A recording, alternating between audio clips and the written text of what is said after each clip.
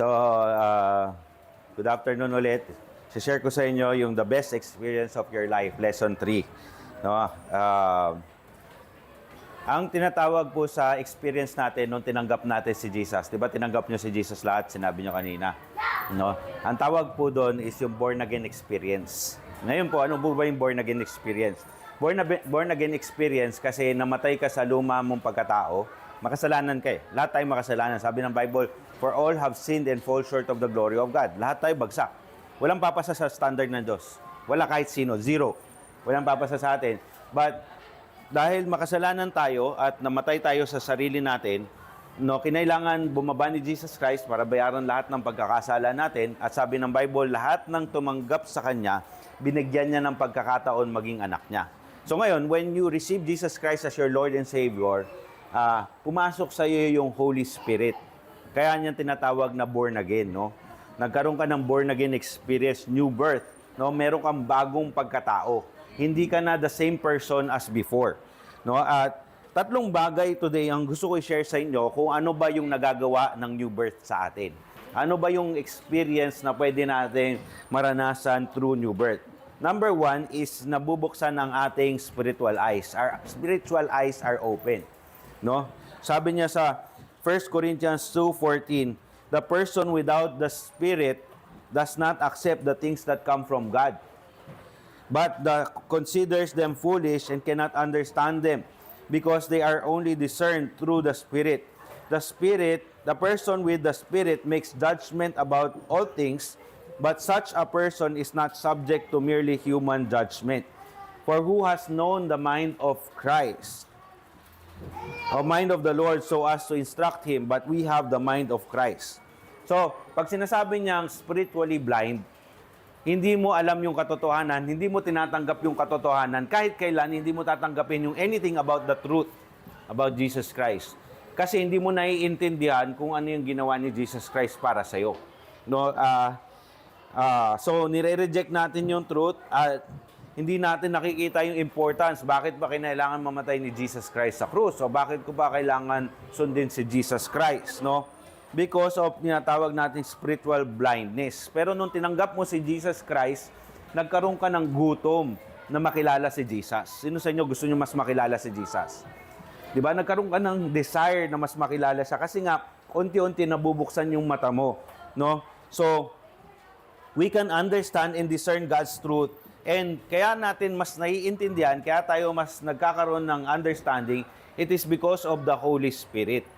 So, lahat po tayo may konsensya. Tama po ba? Meron po ba kayong konsensya? Tingnan mo yung katabi mo, baka manhid na yan. Di ba?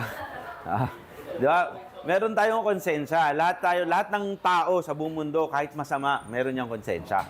Kaya lang po, nung tinanggap natin si Jesus Christ as Lord and Savior, tumaas yung level ng konsensya natin. Mas napapansin na natin ang ating pagkakasala. It is because of the Holy Spirit. So, pag meron kang Holy Spirit, na iintindihan mo at nare-recognize mo na makasalanan ka. Sino ba sa inyo nung tinanggap nyo si Jesus, mas napansin nyo, ay makasalanan pala ako? O kaya mas conscious kayo pag nagsisinungaling kayo. No, mas pinapansin nyo pag nangungopya kayo. Di ba? Mas pinapansin nyo pag hindi kayo sumusunod sa magulang nyo. It is because nabubuksan ang spiritual eyes mo. No? And then sabi niya dito sa Psalms 119 verse 18, open my eyes that I may see your wonderful things in your law. Kasama doon sa nabubuksan yung spiritual eyes natin, mas naiintindihan natin yung Bible. Ang Bible, hindi mo basta-basta maintindihan kung hindi bubuksan ng Diyos ang mata mo. No? Bibigyan ka niya ng understanding kung ano ba yung tinuturo niya sa salita niya. Pero dahil tinanggap mo si Jesus bilang Panginoon mo tagapagligtas at namumuhay na sa iyo yung Holy Spirit, magkakaroon ka ng better understanding kung ano ba yung sinasabi ng Diyos sa Bible. We can understand the Bible because we have the Holy Spirit to help us understand. 2 Kings chapter 6 verse 16. Don't be afraid, the prophet answered, those who are with us are more than those who are with them. And Elisha prayed, open his eyes that he may see. Then the Lord opened the eyes of the servant, and he looked and saw the hills full of horses and chariots of fire all around. Elisha. Ito pong story na to, tungkol to sa sumugod sa kanila. Imagine mo, no? Saan ba kayo nakatira? Kay Port? Kipit. Imagine mo sa Kipit, no? Biglang daan-daang libo na Chinese sumugod. May dalang mga baril. Tapos ang hinahanap lang, anong name mo? Tosh, si Kuya Tosh. Wala kaming ibang hinahanap kundi si Kuya Tosh, no? Siguro matatakot si Kuya Tosh, no? Ganito naranasan nila dito, no? Pero sabi, ang prayer ni Elisha, sabi niya, Lord, buksan mo yung mata ni Kuya Tosh. Pagbukas ng mata ni Kuya Tosh, nakita niya, mas marami pala yung sundalo ng Diyos doon sa labas. So, ito po ang concept na to, no? Hindi nyo po araw-araw mararanasan yon. Pero many times, nahihirapan tayo maniwala na kayang sagutin ng Diyos yung dasal natin. Kaya niya makita yung pangangailangan natin, yung sitwasyon natin. Kasi ang nakikita natin yung mahirap eh. Sino ba sa inyo nahirapan sa exams nyo? Di ba? Pagka nahirapan ka sa exams mo, ang nakikita mo yung mahirap na test eh. Minsan nang sisisihin mo pa yung teacher.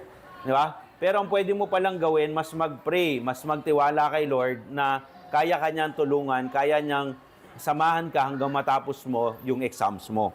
No? So, ayun, sa Ephesians chapter 1 verse 16, I have not stopped giving thanks for you, remembering you in my prayer. Sabi niya, I keep asking God, the Lord Jesus, the glorious Father, may give you the spirit of wisdom and revelation. So, pinagpapray ni Apostle Pablo na magkaroon ka ng revelation, magkaroon ka ng wisdom, magkaroon ka ng talino. Ano para sa inyong talino? Para makilala mo kung sino si God. No? Tapos sabi niya, para magbukas yung puso mo at mahalin mo si God, para makilala mo rin yung pag-asa na binibigay niya sa'yo. Pagka namatay ka, pupunta ka ng langit. No? And then, ayan. At para ma-discover mo yung kapangyarihan ng Diyos sa buhay mo. So, ganun po yung nagkakaroon ka ng open eyes. Mas naiintindihan mo kung sino si God. Sino ba gusto niyo makilala kung sino pa si God? Pangalawa, mas maalalaman mo yung magandang plano niya para sa'yo. Lahat tayo mamamatay. Mamamatay tayo. May araw tayo at may oras tayo. At pag namatay tayo, dapat malinaw sa atin kung saan tayo pupunta. Kung nabubuksan yung mata mo, mas magiging malinaw sa'yo na papunta ka talaga sa langit, sa presence ng Panginoon. No? Pangatlo is yung kapangyarihan ng Diyos sa buhay mo. Lalo mong nadidiscover. Kasi makapangyarihan ng Diyos eh. Sino ba ang tao na may nagawa na buhayin ang patay? Wala. Pero si God, binuhay niya si Jesus na patay. Yung same na kapangyarihan na yun, pwede mong ma-discover sa buhay mo, hindi para manggising ka ng mga patay. para malabanan mo yung mga pagsubok sa buhay. No? Yan, I'm sure, una kayong matatakot pag ginising nyo yung namatay nyong kamag-anak, di ba? So, receiving the new nature that comes from God allows us to see His kingdom is established in our life. Faith starts to grow in our hearts in the measure by which we connect with the Word of God. Even to this day, when Moses is read, a veil covers their heart. Whenever anyone turns to the Lord, the veil is taken away. So, yung nakita na po ba kayo ng mga nagtatakip na muka na babae? Muslim, yung iba-iba yan eh, no? Tatakip na muka. No? Pagka dadating yung panahon, pag kinasal sila, tatanggalin. No? Sa ganun yung ano. So, sinabi niya dito, pag hindi mo kilala si Jesus, meron kang takip. Pag nakakilala mo na si Jesus bilang Panginoon mo, tagapagligtas, tatanggalin yung takip na yon. So, magiging malinaw sa'yo, ano ba yung plano ng Diyos para sa'yo? Ano ba yung pag-ibig ng Diyos para sa'yo? At nagkakaroon ka ng kalayaan, mas nagiging malaya ka na hindi ka parang tali na hindi mo alam ano bang mangyayari sa akin sa future. No? So, at pangatlo, magkakaroon ka ng transformation. Dahil mas nakikilala mo si Jesus, mas nakikita mo yung plano niya para sa'yo, mas madali magbagong buhay. Amen po ba? Ayan. So, pangalawa po, new birth allows us to live a life of holiness or to born into a life of holiness. Kanina sabi natin, mabukas ang spiritual eyes mo. Ngayon, maging banal. Diba? Sabi ng ibang tao, ayoko sa'yo, banal ka. No? Ang hirap naman maging banal. O kayo na lang banal. Wala nang ibang banal kundi kayo. Narinig niyo na ba yan? Di ba? So, sabi ng iba, ayoko pumasok ng simbahan kasi puro banal yung mga nasa loob. No? tingnan mo nga yung katabi mo, palagay ko hindi ganun kabanal yan. No? Kahit kung titignan nyo kami, hindi kami perfect, no? Titignan nyo yung mga teacher nyo sa likod. Ayan, teacher nyo, tsaka yung asawa niya, si Kuya AJ, no? Si Pastor Dan, si Ate Desiree, si Ate Stancy, si Ate Queenie. Mga hindi perfect yan. Si Kuya Asher, hindi perfect yan. No? But, eto po, pag na-born again tayo, at na-experience natin itong new birth, natutulungan tayo ng Diyos na ma-pursue yung pagiging banal. No? Sabi niya sa 1 John 5:1, everyone who believes that Jesus is the Christ is born of God. And everyone who loves the Father loves his child as well. This is how we know we love the children of God. By loving God and carrying out His commands. In fact, this is the love of God to keep His commandments. Mahirap magbagong buhay, tama? Yung pagbabagong buhay, katumbas yan ng pagiging banal. Pero pagka nagbagong buhay ka, sumunod ka, pinapatunayan mo yung pagmamahal mo sa Diyos. Mahirap, pero patunay ng pagmamahal natin sa Diyos. So, it becomes our life to make Jesus our Lord. Nung tinanggap mo si Jesus, hindi lang tagapagligtas, kundi Panginoon. Pag sinabi mo ang Panginoon, siya yung nasusunod. Siya yung driver ng buhay mo, hindi na ikaw ang driver. So, it is not a burden, it is a privilege na makilala ang Diyos. It is a privilege na mas ma-encounter ang Diyos. It is a privilege na lumalim yung relationship natin sa Kanya bilang spiritual, bilang God and Father. No, verse 4, sabi niya, for everyone born of God overcomes the world. This is the victory that has overcome the world, even our faith. Who is it that overcomes the world? Only the one who believes that Jesus is the Son of God. So, hindi ka lang nagkakaroon ng lakas ng loob, kundi nagkakaroon ka rin ng power na maglumaban sa temptation. Sabi natin kanina, mahirap. Di ba? Mahirap tama rin sa pag-aaral. Ano ba yung pinaka-strongest temptation mo? Kayo mas nakakaalam yan. Kung ano yung strongest temptation mo. Alam mo yan, ha? Drop out?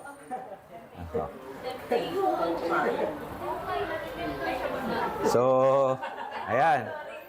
So, sa kanya, drop out, iba-iba sa inyo, di ba? Yan yung pinaka-temptation na yan.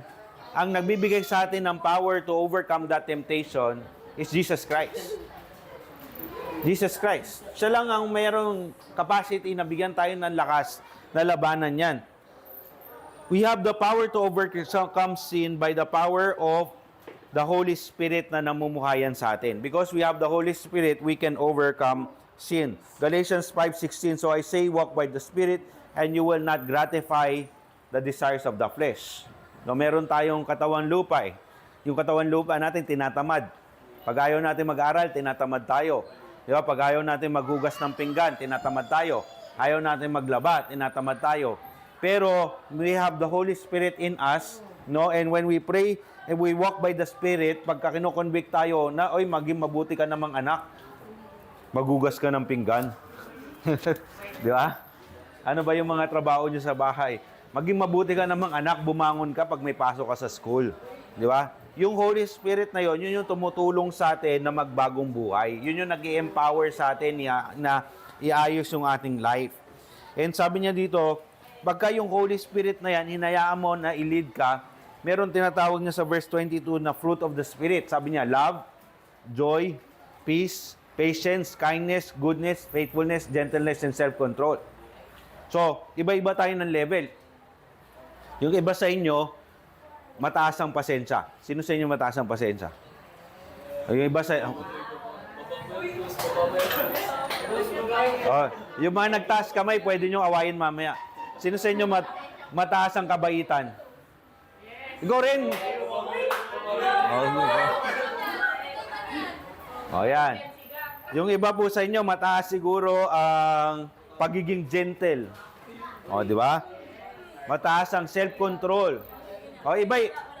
Whatever it is, iba-iba tayo dyan. No? Yung iba sa inyo, mataas ang patience, pero mababa sa kabaitan. Di ba? So, But whatever it is, ang Holy Spirit ang nagbibigay sa atin at nagdadagdag sa mga yan. Ang pagbabagong buhay hindi sa pilitan. Ang tumutulong sa atin magbagong buhay, Holy Spirit. Holy Spirit talaga. No? When we decide to become part of the family of God, the Holy Spirit chooses to dwell in us to transform us into a holy being. So, kaya nga mahalaga na nagbabasa tayo ng Bible. No, nagbabasa tayo nung reading natin dito sa live class kasi yan ang tutulong sa atin. The more you discover the truth of the Word of God, the more ka nagkakaroon ng strength para lumaban sa temptation, nagkakaroon ka ng strength na mabuhay ng tama sa harapan ng Diyos. Pangatlo, new birth allows us to be sealed with the Holy Spirit. Sabi niya sa Ephesians 1:13, you were included in Christ when you heard the message of truth, the gospel of your salvation when you believed. You were marked with Him with a seal, the promised Holy Spirit. Sabi ng iba, ganito ko kasi ito yung simbahan ko. Pero sa atin, ang tatak mo talaga hindi yung simbahan mo. Maganda kung nagsisimba kayo dito sa People of Grace, di ba? Pero hindi yun yung tatak mo talaga. Ang tatak mo, pagdating ng langit, hindi tatanungin kung nagsisimba ka sa People of Grace. Ang titignan sa'yo kung nasa iyo yung Holy Spirit.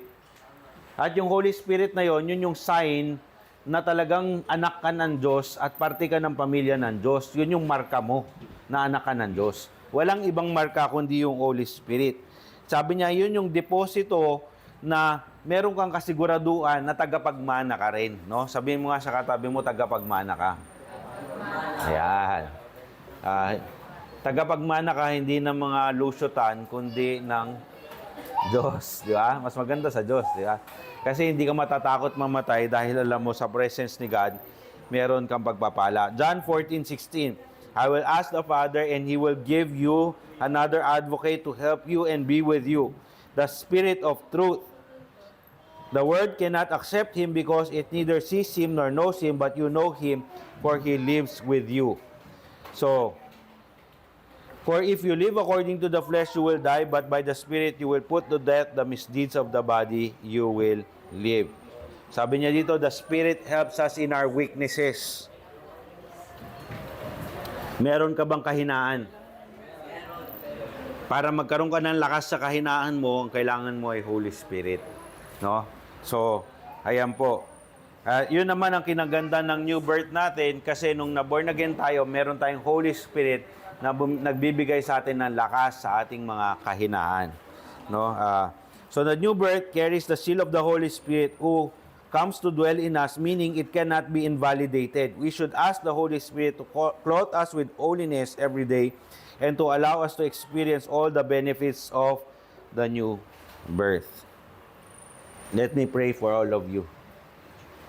Lord, salamat sa pagkakataon na to, Lord, na binigyan nyo kami ng Holy Spirit, binigyan nyo kami ng lakas din na maging holy, at binigyan nyo kami ng bukas na mata, Lord, para nakikita namin ang buhay namin, nakikita namin ang magagandang plano mo para sa amin, at nakikilala ka namin bilang aming Ama. Nakikilala namin si Jesus na aming tagapagligtas at nararanasan namin yung kapangyarihan mo sa aming buhay. Salamat, Lord, dahil hindi po namin kaya na magbago, pero dahil sa tulong mo, dahil sa empowerment ng Holy Spirit, kaya mo kaming samahan, kaya mo pa kaming bigyan ng lakas. Sa pangalan ni Jesus. Amen, amen, amen.